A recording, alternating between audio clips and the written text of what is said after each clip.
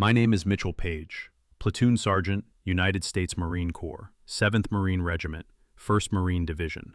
I was 24 years old when I stood alone on a ridgeline in the Solomon Islands and faced down the entire Japanese army. I'm about to tell you how one Marine, armed with a single machine gun, held off wave after wave of enemy soldiers through the longest night of the Pacific War. How I watched every man in my squad fall around me, yet refused to abandon my position. How I fired that Browning until the barrel glowed red hot, until my hands were burned raw, until dawn broke over mountains of enemy dead. What makes a man stand when every instinct screams to run? What keeps you fighting when you're the last one left? Now, let me tell you what really happened on Guadalcanal. I grew up in Charleroi, Pennsylvania, steel mill town. My father worked the furnaces, came home every night covered in soot and sweat. We weren't rich, but we had enough. My folks were immigrants, came from the old country looking for the American dream. They found it in those Pennsylvania hills, in hard work and honest wages.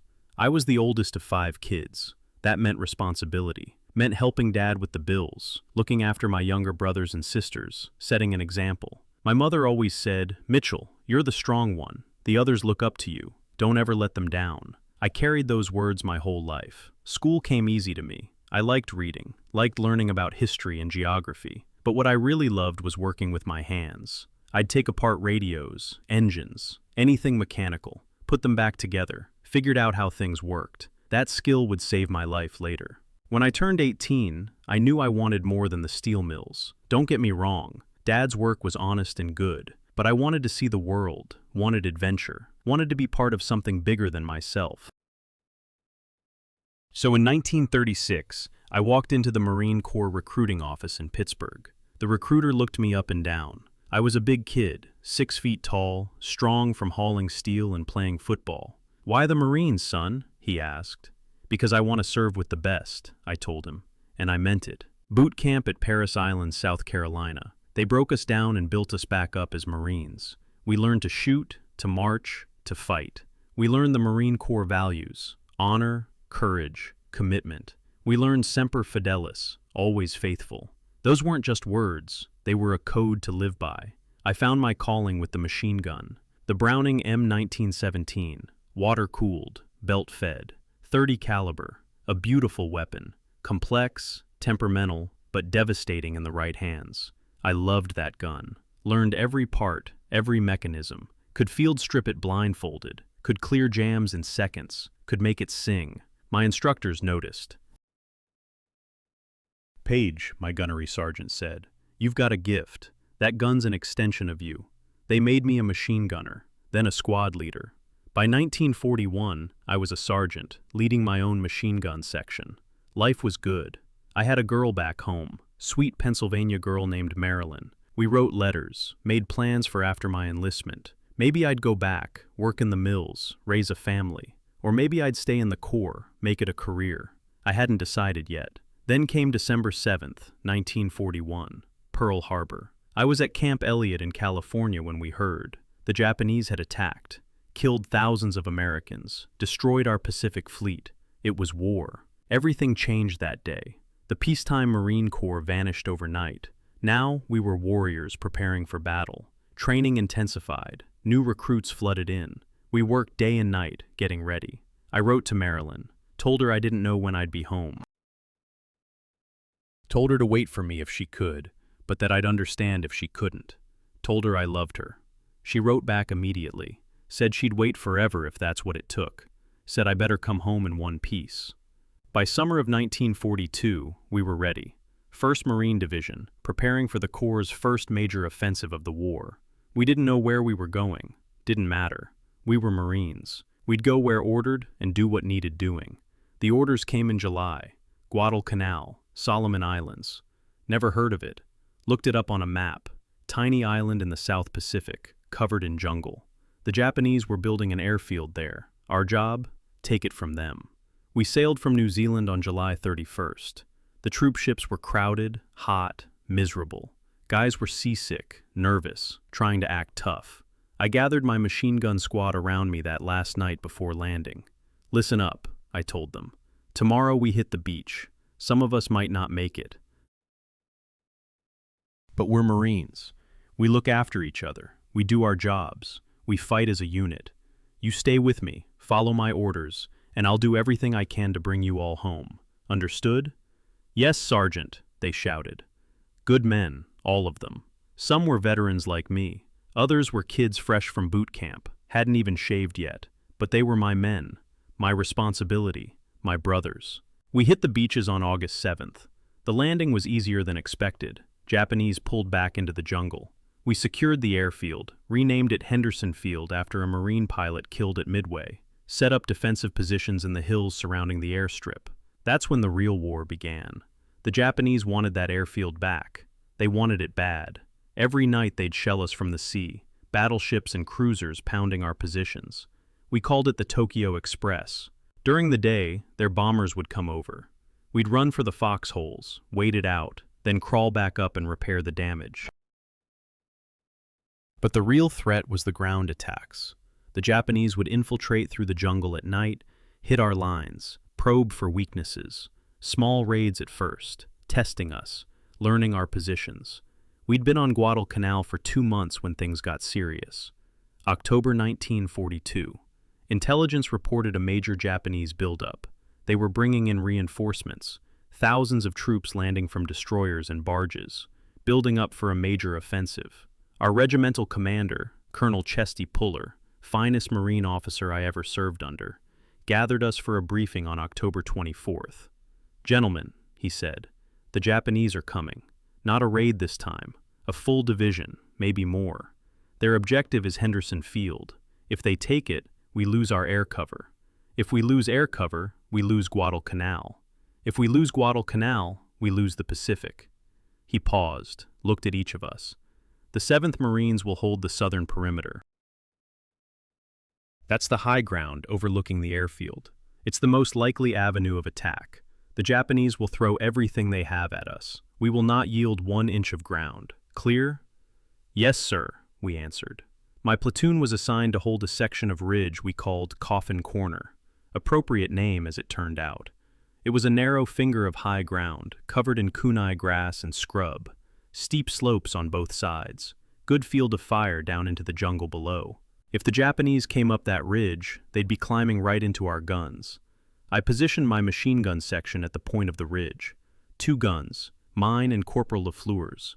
We dug in good, sandbagged the positions, set up interlocking fields of fire, cleared lanes through the grass so we could see them coming, stocked ammunition, belt after belt of 30 caliber rounds, grenades, everything we'd need for a long fight. My squad was 33 men, good Marines all, some I'd served with for years.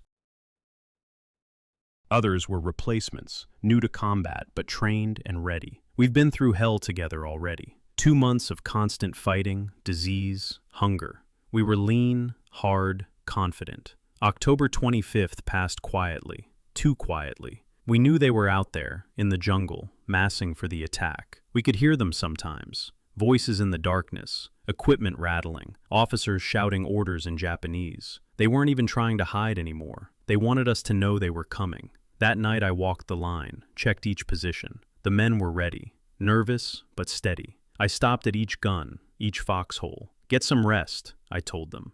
Eat something, drink water. When they come, it's gonna be bad. But we're Marines. We hold the line. That's what we do. Sergeant Paige, one of the new kids asked. Private Nash, 18 years old, from Ohio. What's it like? A real bonsai charge? I thought about how to answer.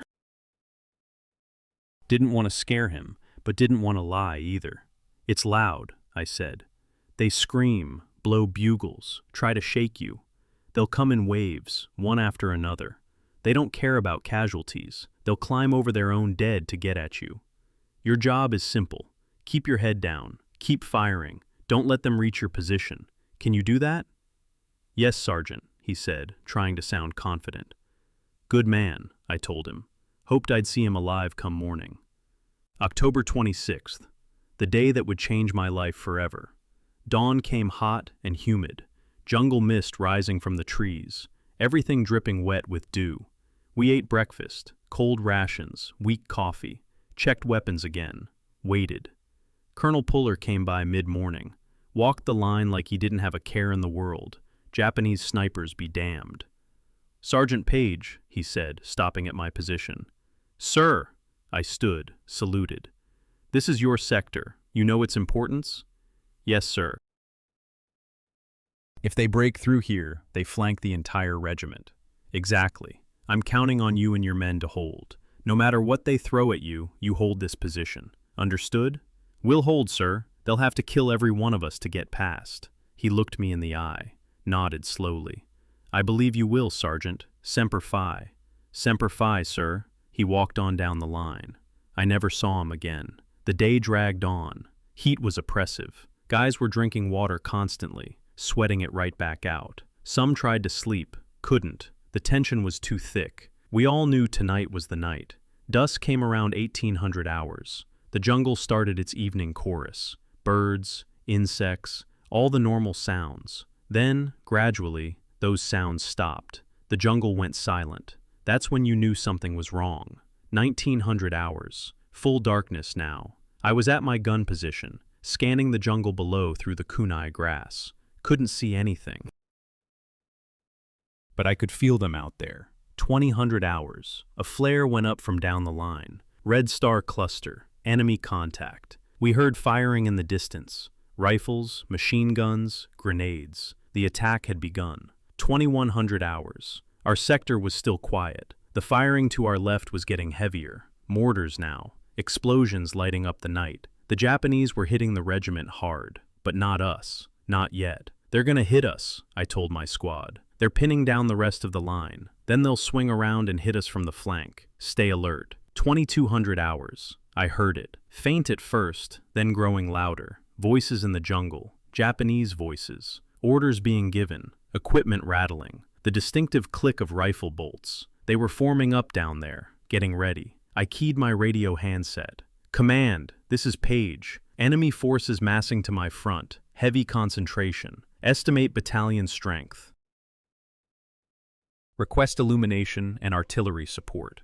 "Roger, Paige. Illumination on the way. Artillery standing by. Hold your position." "Roger that. We'll hold." I looked at my men. They'd heard it too. 33 Marines, facing God knew how many Japanese in the darkness below. "Fix bayonets," I ordered quietly. The word passed down the line. The soft scrape of steel on steel as bayonets locked onto rifle muzzles. If they got into our positions, it would come down to that. Cold steel and close combat. 2230 hours. A flare popped overhead. The jungle lit up bright as day, and there they were, hundreds of them, packed shoulder to shoulder, moving up the slope toward us. Officers in front with swords drawn, soldiers with rifles and bayonets, machine gun crews, mortar teams, an entire regiment, coming right at us. "Here they come!" someone shouted. I grabbed my gun, sighted down the barrel at that wall of enemy soldiers, took a breath. "Marines!" I called out. "Make ready!" On my command, they kept coming. 50 yards, 40, 30. "Fire!" Both my machine guns opened up simultaneously. The Brownings roared, spitting fire into the darkness. Tracers streaked down the slope like angry hornets. I saw Japanese soldiers falling, spinning, dropping. But more kept coming, always more. My gun was perfectly sighted. I'd spent hours adjusting the headspace, timing, making sure every round fed smooth. Now it paid off. The weapon was an extension of my body. I didn't think about shooting. I just shot. Target, fire, traverse, target, fire. Mechanical, precise, deadly. The entire squad was firing now. Rifles cracking, grenades exploding, our other machine gun hammering away. The noise was unbelievable. You couldn't hear yourself think, just react, fight. The Japanese came on screaming, "Banzai! Banzai!" High-pitched shrieks that raised the hair on your neck. They fired from the hip as they charged. Bullets snapped past my head, thudded into sandbags, ricocheted off rocks. I kept firing. An officer with a sword reached 20 yards from my position. I put a burst into him. He went down hard. His men hesitated, bunched up. I traversed left, caught them in enfilade. 5 men dropped in 2 seconds. "Reloading!" Corporal Lafleur shouted from the other gun. His assistant gunner was already slapping in a new belt. 3 seconds, back in action. That's how we trained. That's why we survived. The first wave broke. The Japanese pulled back, leaving bodies scattered across the slope. We'd stopped them, but I knew this was just the beginning. "Ammo check," I called out. "Sound off." My men reported in. We'd expended maybe 20% of our ammunition. Still good. We redistributed what we had, made sure the machine guns had priority. "Corpsman up," someone called. We had casualties. Private Nash, the kid from Ohio who'd asked about bonsai charges, took a round through the shoulder. Corpsman was working on him, wrapping the wound. "You okay, Nash?" I asked. "Yes, Sergeant," he gasped. "I can still fight." "Good man. Stay in your hole unless you can't hold a rifle." I looked down the slope. Maybe 30 Japanese bodies visible in the darkness. We'd done good work, but I could hear them down there, regrouping. Officers shouting, men moving into position. They weren't done, not even close. 2,300 hours. They came again. Bigger wave this time. And they were learning, spread out more, using fire and maneuver. One group would shoot while another group advanced. Professional, disciplined. I adjusted fire, leading the moving groups. The Browning chewed through belt after belt. The barrel was getting hot. I could see it glowing faintly in the darkness. My assistant gunner, Private Kelly from Brooklyn, kept the belts feeding smooth. Good kid, knew his job. "Grenade!" someone screamed. A Japanese grenade came arcing out of the darkness, landed 5 yards from my position. I ducked behind the sandbags. The explosion showered me with dirt and rocks, ears ringing, but the sandbags held. I popped back up, resumed firing. A Japanese soldier got within 10 yards, rifle raised. I swung the gun onto him, squeezed the trigger. Nothing happened. Jam. The belt had twisted. Round caught halfway in the chamber. The Japanese soldier aimed at me. I saw his finger tightening on the trigger. Time seemed to slow down. This was it. After everything, I was going to die to some nameless enemy soldier in the middle of the Pacific. Then Private Kelly shot him. 3 rounds from his rifle, center mass. The Japanese soldier collapsed. "Clear that jam, Sergeant!" Kelly yelled. "I got you covered!" My hands flew. I'd practiced this 1,000 times. Drop the feed tray cover, extract the stuck round, clear the belt path, slam the cover shut, chamber a new round. Total time, 4 seconds. 4 seconds that felt like an hour. Back in action. I found targets, engaged. The Japanese were everywhere now. They'd reached our outer positions. I could hear hand-to-hand fighting down the line. Men screaming, bayonets clashing, the wet sounds of close combat. A flare popped overhead. I saw Corporal LaFleur's position. It was overrun. Japanese soldiers bayoneting the Marines in their foxholes. LaFleur himself was down, not moving. "Second gun is down," I shouted into my radio. "We need reinforcements now." "Negative, Paige," came the reply. "Entire line is engaged. No reserves available. You're on your own. Hold your position." On our own. Just my gun now. Just us against a regiment. The Japanese knew they'd knocked out 1 gun. They concentrated on us now. Heavy fire. Mortars started falling. One landed behind my position, killed 2 Marines. Another hit to my right. Private Rodriguez, who'd been with me since Camp Elliott, took shrapnel in the face, went down screaming. My squad was being decimated. 33 men when the night started. Now maybe 20 still fighting. And the night was young, midnight. The Japanese came again. This time they were coordinated. Simultaneous assault from 3 directions, trying to overwhelm us through sheer numbers. I fired until the barrel was cherry red. Water in the cooling jacket was boiling, steam hissing out. Kelly kept feeding belts, kept me in the fight.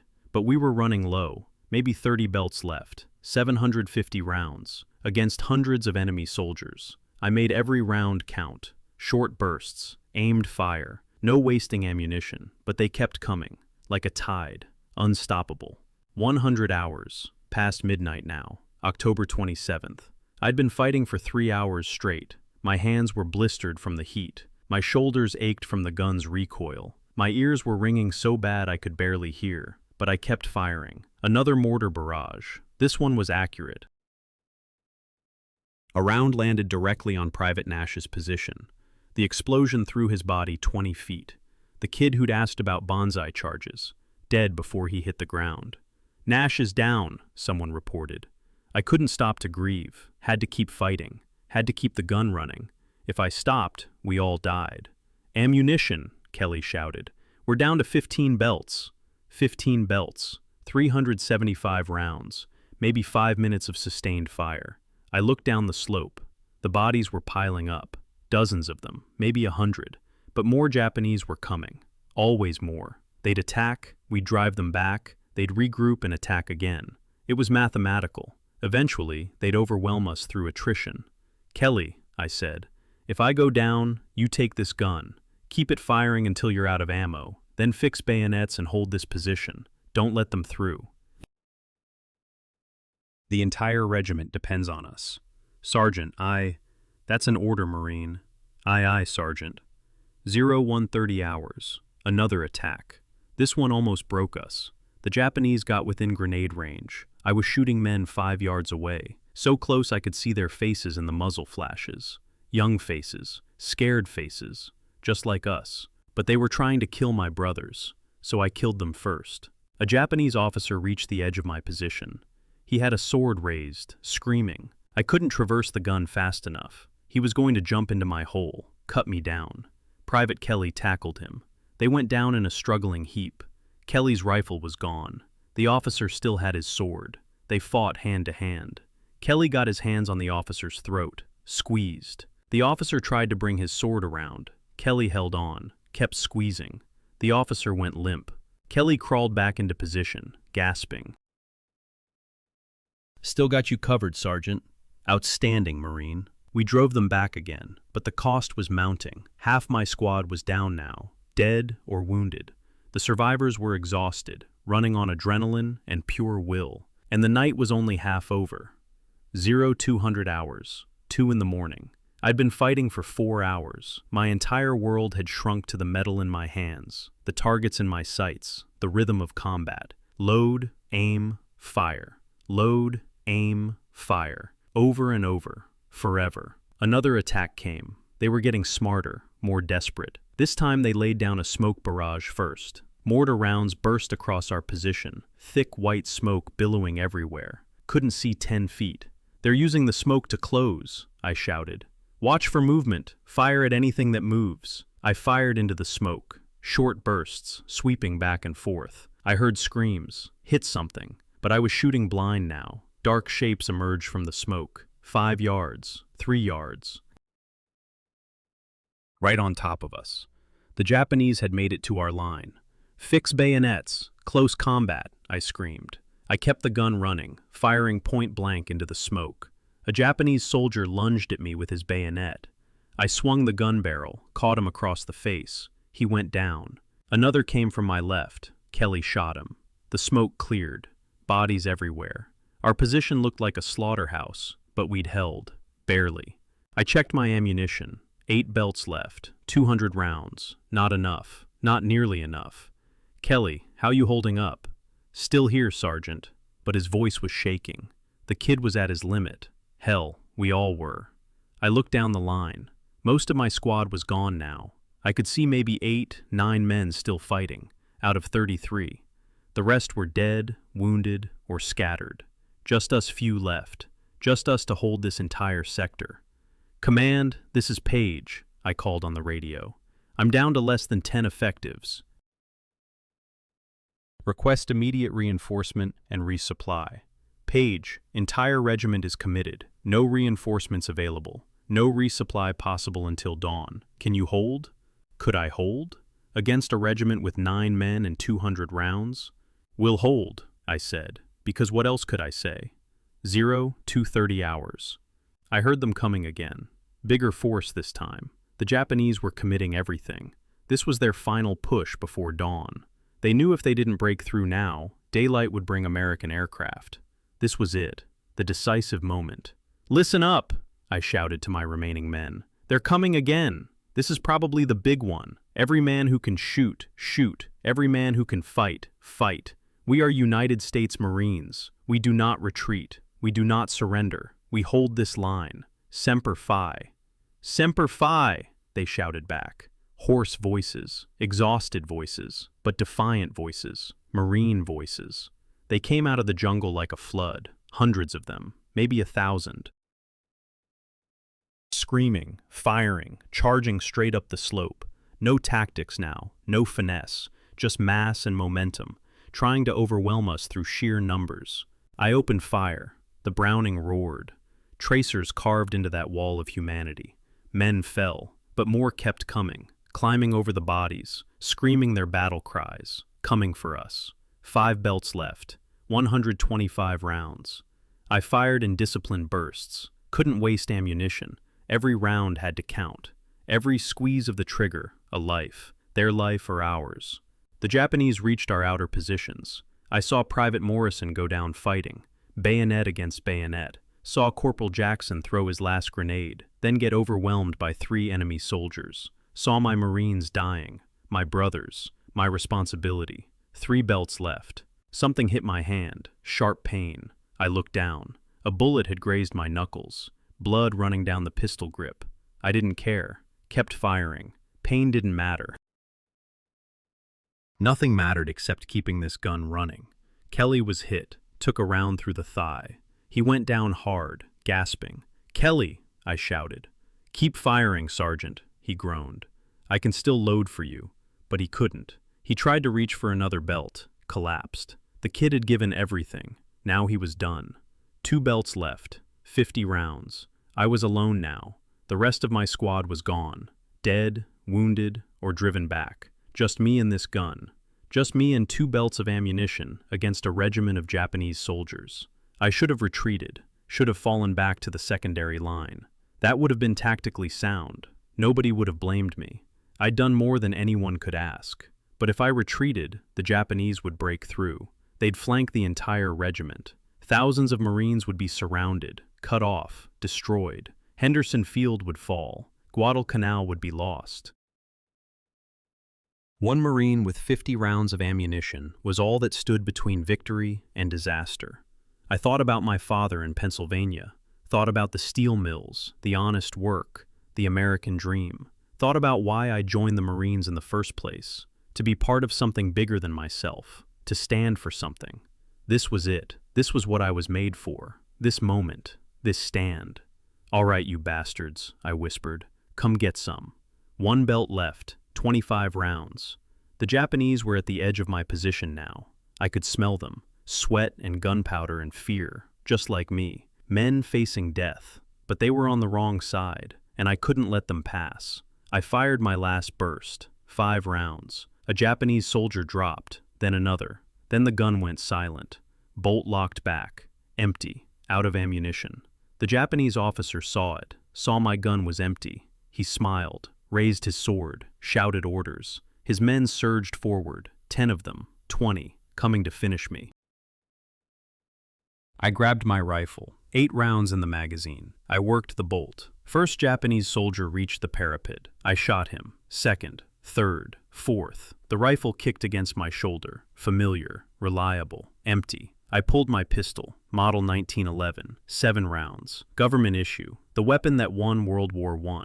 Now it had to save my life in World War II. The Japanese were in my position now, hand-to-hand range. I shot the nearest one, point blank. The .45 slug dropped him like a puppet with cut strings. Second man, third. The pistol bucked in my hand. 3 rounds left. A Japanese soldier swung his rifle at my head. I ducked. The stock whistled past my ear. I shoved my pistol into his stomach, pulled the trigger. He folded. 2 rounds left. Another came at me with a bayonet. I sidestepped, shot him in the back as he passed. He crashed into the sandbags. 1 round left. I was backing up now. Couldn't hold the position anymore. Too many of them. I tripped over Kelly's body, went down hard. A Japanese soldier stood over me, rifle raised for the kill. I shot him, my last bullet. He fell across me, dead weight. No ammunition, no weapon except my hands. A Japanese officer appeared, the same one who'd been leading the charges all night. His uniform was torn, his face covered in blood and dirt, but he had his sword, and I had nothing. "American," he said in broken English. "You fight good, now you die." He raised his sword. Then the sky opened up. Artillery, American artillery. Somebody had called it in on our own position. Shells screamed down, exploding across the ridge. Japanese soldiers disappeared in eruptions of earth and fire. The officer with the sword was thrown backward, torn apart by shrapnel. I curled into a ball as the barrage walked across our position. Explosions all around, hot metal singing through the air, the earth shaking like an earthquake, then silence, ringing silence, smoke and dust everywhere. I lifted my head. The Japanese were retreating, running back down the slope, broken, defeated. The artillery had shattered their final attack. I tried to stand, couldn't. My legs wouldn't work. I crawled to my gun, my beautiful Browning, empty now, silent. But it had done its job. Dawn was breaking, first light touching the jungle canopy. The longest night of my life was over. I'd held. Against everything they threw at me, I'd held. And I was still alive, somehow. I don't remember much of the next few hours. I was in shock, I think, sitting there in my position, surrounded by bodies, unable to move. The sun came up, burned off the morning mist, revealed the full scope of what had happened. The slope below my position was carpeted with Japanese dead, hundreds of them, scattered across the kunai grass like broken dolls. Some were piled 3 deep where my machine gun fire had caught them bunched together. Equipment everywhere, rifles, swords, helmets, packs. The debris of a shattered army. A corpsman found me around 0700 hours. He took one look at me and called for a stretcher. "Can you hear me, Sergeant?" he asked. His voice sounded far away, like he was underwater. I nodded, couldn't form words yet. "You're hit, multiple wounds. We need to get you to an aid station." I looked down at myself. My uniform was shredded, soaked with blood. Some of it mine, most of it not. My hands were burned black from the hot gun. My knuckles were split open. I had shrapnel wounds I didn't remember getting, but I was alive. "My men," I managed to croak out. "My squad." The corpsman's face went somber. "We're still doing accountability, but Sergeant, there aren't many. I'm sorry." They carried me down the ridge on a stretcher. As we passed through the lines, Marines stopped and stared. Some saluted. Others just looked at me like they'd seen a ghost. Maybe they had. Maybe I was a ghost. Felt like one. At the aid station, they cleaned my wounds, bandaged my hands, gave me water and morphine. Colonel Puller came to see me. He stood at the foot of my cot, studying me with those hard blue eyes. "Sergeant Paige," he said. I tried to sit up. He waved me back down. "Stay put, Marine. You've earned the rest." He paused. "I've been a Marine for 23 years. I've seen combat in Haiti, Nicaragua, China. I've seen brave men do incredible things. But what you did last night, Sergeant, that was beyond anything I've witnessed." "Just did my job, sir," I said. "Your job was to hold that position with a platoon of 33 men. You held it alone for the last 2 hours. Do you understand what that means?" I shook my head. "We've been walking the battlefield all morning," Puller continued, "counting bodies. Sergeant, there are over 100 confirmed enemy dead in front of your position. 100 men killed by you and your squad. Most of them by you personally, in that last stand. 100 men. I'd killed 100 men. The number didn't seem real. The Japanese unit you faced was the 2nd Battalion, 29th Infantry Regiment, approximately 800 men, elite troops. They'd been ordered to break through our lines at your position specifically. They were convinced it was the weak point in our defenses." He smiled grimly. "They were wrong. You held that position against overwhelming odds. You stopped a battalion-strength assault with 1 machine gun. You saved the regiment, Sergeant. Probably saved Guadalcanal." I didn't know what to say. It didn't feel like heroism. It felt like survival, like doing the only thing I could do. "Your squad," I asked. "How many made it?" Puller's expression softened. 14 wounded, being treated. 9 killed in action. 10 unaccounted for, but we're still searching. 33 men. 14 wounded. 9 confirmed dead. My brothers. My responsibility. "They died because of me," I said. "You should have nothing," Puller interrupted. "You did everything right. You led from the front. You fought like a demon. You held when any other man would have run. Those Marines died doing their duty, fighting alongside the finest NCO I've ever seen. Don't dishonor their sacrifice with guilt." He pulled something from his pocket, a notebook.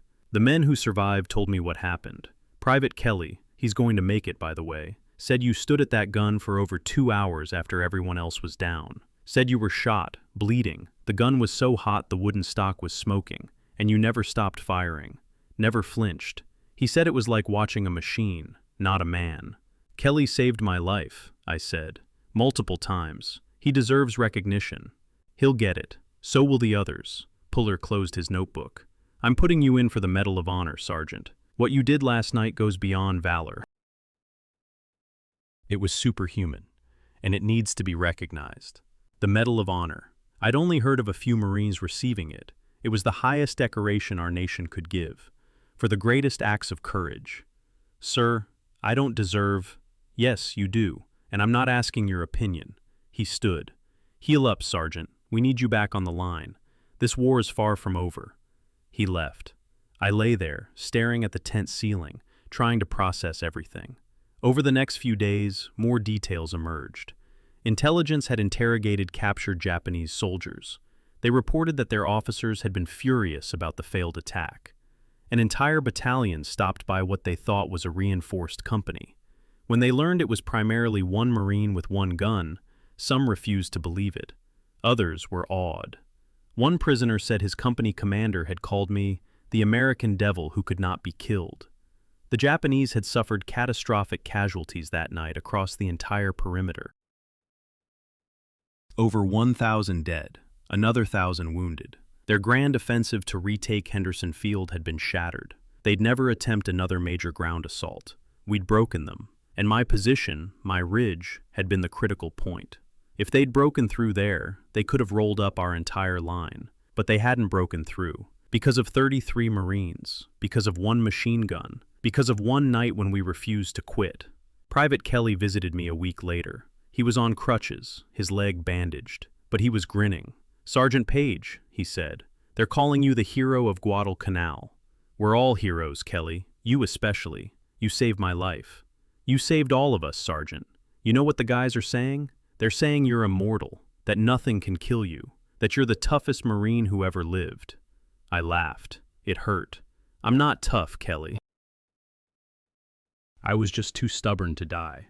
Whatever you are, Sergeant, I'm glad you were on our side. They sent me back to the States in December. The wound in my hand had gotten infected, needed surgery. By the time I was healed, they'd decided I'd done enough fighting. They wanted to use me for war bond tours, recruitment, morale building, show America what Marines could do. I hated it, felt like a show pony. But orders were orders. The Medal of Honor came through in May 1943. President Roosevelt himself presented it at a White House ceremony. I stood there in my dress blues while he read the citation. For extraordinary heroism and conspicuous gallantry in action above and beyond the call of duty. When the enemy broke through the line directly in front of his position, Platoon Sergeant Paige, commanding a machine gun section with fearless determination, continued to direct the fire of his gunners until all his men were either killed or wounded. Alone, against the deadly hail of Japanese shells, he manned his gun, and when it was destroyed, took over another, never ceasing his withering fire against the advancing enemy. It went on, listed everything I'd done, made me sound like Captain America. But all I could think about was that ridge, the men who didn't come home, the faces I'd never forget. The war ended in August 1945. Japan surrendered after the atomic bombs. We'd won. After 4 years of hell, we'd actually won. I stayed in the Marines. It was my life, my family. I'd given them everything, my youth, my innocence, pieces of my soul. Couldn't imagine doing anything else. They promoted me to lieutenant, then captain. I trained new Marines, taught them what I'd learned, how to lead, how to fight, how to survive. But the war never really left me. Every night, I was back on that ridge, hearing the screams, seeing the muzzle flashes, feeling the heat of that gun barrel, smelling the blood and cordite. The doctors called it battle fatigue. Today they call it PTSD. I called it the price of survival. I married Marilyn in 1946, sweet Pennsylvania girl who'd waited for me through the entire war. She deserved better than a broken Marine with nightmares and shaking hands. But she loved me anyway, stood by me through the bad times, and there were plenty of bad times. I'd wake up screaming. She'd hold me until the shaking stopped. Never complained. Never asked me to talk about things I couldn't talk about. Just loved me. Gave me something to anchor to when the memories got too heavy. We had children. 3 beautiful kids who never knew war, never knew hunger, never had to face what I faced. That's what we fought for, so they could grow up safe, so they could have the childhood I never got to finish. I retired from the Marines in 1959 as a colonel. 23 years of service. But I never really left. Stayed active in veteran organizations. Went to reunions with the old Guadalcanal Marines, the ones who made it. We'd gather every year, tell the old stories, remember the ones who didn't come home. Private Kelly became a successful businessman in New York. We stayed close. He'd call me every October 26th, every anniversary of that night. We didn't talk about the battle, didn't need to. Just hearing each other's voice was enough. A reminder that we'd survived, that we'd stood together when it mattered most. Corporal Jackson, who I thought had died in that final assault, turned up alive. He'd been captured, spent the rest of the war in a Japanese POW camp. Came home in 45 weighing 90 pounds, but alive. He said the only thing that kept him going in that camp was remembering that night. Remembering that we'd stood and fought. If we could do that, he could survive anything. Over the years, historians and writers interviewed me, wanted to know about that night, about what I was thinking. About how I found the courage to stand alone against an army. I always told them the truth. I wasn't brave. I was terrified. Every second of that fight, I was certain I was going to die. But I couldn't run. My men were depending on me. My brothers were in those foxholes. The entire regiment was behind me. Running wasn't an option. That's what courage is. Not the absence of fear, but doing your duty despite the fear. Standing when every instinct tells you to run. Fighting when fighting seems hopeless. That's what it means to be a Marine. That's what it means to be an American. The young Marines I trained would ask me, "Sir, what was it like, being a hero?" I'd tell them, "I'm not a hero. I'm a survivor. The heroes are the ones who didn't come home. The 9 men from my squad who died on that ridge. They're the heroes. I just lived long enough to tell their story. Because that's the truth. That Medal of Honor around my neck, it doesn't belong to me. It belongs to every Marine who fought on Guadalcanal. To Private Nash from Ohio, who asked about bonsai charges and died in his first real battle.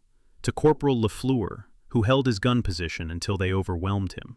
To Private Rodriguez, who'd been with me since the beginning. To all of them, I'm just the one who survived to accept it on their behalf. In my later years, I spoke at schools, veteran events, Memorial Day ceremonies, tried to make sure people understood, tried to make sure they remembered. The kids would look at me, old man with a chest full of medals, and see a hero from ancient history. I'd tell them, I was just like you once, young, uncertain about the future, didn't think I was special, but when my country called, I answered. When my brothers needed me, I stood. You have that same strength inside you. Every American does. We just hope you never have to prove it like we did. I told them about the cost, about the nightmares that never fully go away. About the friends I still see in my dreams, forever young, forever on that ridge. About carrying the weight of survival, because heroism isn't free. It costs you pieces of yourself you can never get back. But I also told them it was worth it. Every sacrifice, every scar, every nightmare. Because we stopped evil, we defended freedom, we protected the innocent, we gave our children and grandchildren a world where they could live free from tyranny. That's the American way. Every generation, when called, steps forward, does what needs doing, pays the price, passes the torch to the next generation. My generation stopped fascism. We defeated Hitler and Tojo. We saved the world from darkness. Now it's your generation's turn. Different enemies, different battles, but the same values, same duty, same courage required. Marilyn died in 1997, broke my heart. She'd been my anchor for 50 years. Without her, I was adrift, but I kept going, kept telling the stories. Kept honoring the memory of those who fell. I'm old now, 85 years old. The shrapnel wounds ache when it rains. My hands shake from the burns and nerve damage. I need help to walk. But I'm alive. I got to live a full life, got to raise a family, got to see America prosper, got to witness the fruits of our sacrifice.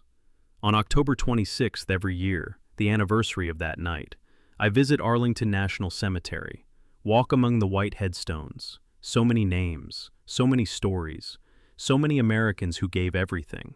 I stop at the graves of the men from my squad when I can find them. Tell them I haven't forgotten. Tell them their sacrifice mattered. Tell them America remembers. And I stand there, an old Marine with tears running down my face, and I salute.